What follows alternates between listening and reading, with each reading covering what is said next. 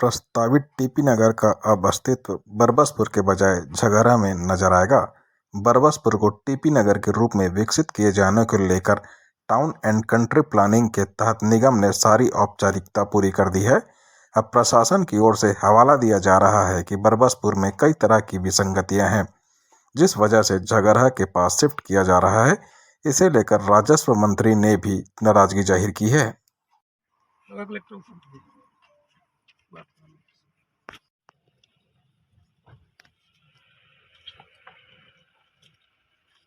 पूरी जांच कराऊंगा से टाउन कंट्री प्लानिंग में प्रस्तावित हुआ है वो फर्जी था।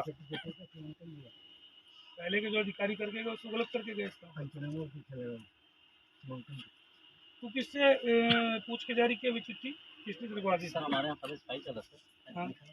यहाँ पे प्रस्तावित जो टीपी नगर है वहाँ स्पॉट पे हम लोग खड़े हैं। क्या आपको सूचना है भैया, क्या अब तक की जानकारी? देखिए, टीपी नगर कोरबा में नया मास्टर प्लान जब कोरबा का लागू हुआ उसके पहले विधिवत बैठक हुई थी। उस बैठक में तत्कालीन सांसद, मैं स्वयं विधायक के रूप में, महापौर, आपके कलेक्टर, टाउन कंट्री प्लानिंग के बागड़े जी, सभी लोग उपस्थित थे।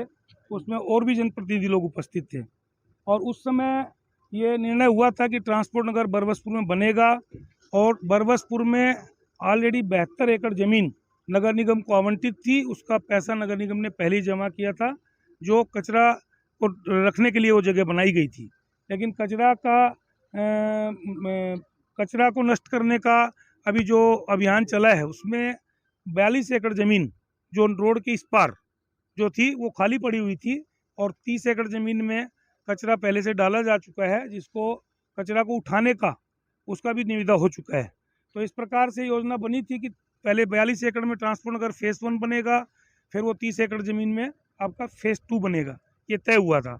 जो आपका राजपत्र में प्रकाशित है, मास्टर प्लान में है और मास्टर प्लान में होने के बाद फिर उसके बाद ये एक मामला आया कि जो ज़मीन है वो उसके जिस पर्पज से दी गई थी वो पर्पज से हल नहीं हो रहा है। तो उसके बाद राज्य सरकार यहाँ से कलेक्टर के माध्यम से प्रस्ताव राज्य सरकार को गया, जिसमें नगर निगम ने भी अपनी वो जताई सहमति और राज्य सरकार ने आवास परिवहन मंत्रालय ने उसमें उसका लैंड यूज को चेंज किया टीपी नगर के लिए।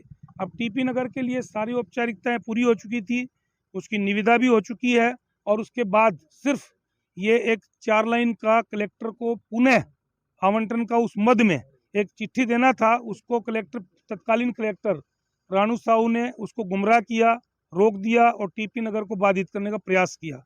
और ये वर्तमान कलेक्टर भी 5 महीना से कोरबा जब से आए हैं, इन्होंने महापौर से मुझसे कहा था, मैंने इनको बताया था कि कुछ चीज़ें जो पेंडिंग काम है मेरे विधानसभा क्षेत्र नगर निगम क्षेत्र के, उनको करने के लिए, उसमें एक भी काम इन्होंने नहीं किया। उसके बाद जो है आपका ट्रांसपोर्ट नगर के लिए जो मैंने कहा था कि ये जल्दी से जल्दी करना है। हम लोग चाहते हैं कि शहर की जो हैवी ट्रैफिक है वो शहर से बाहर जाए।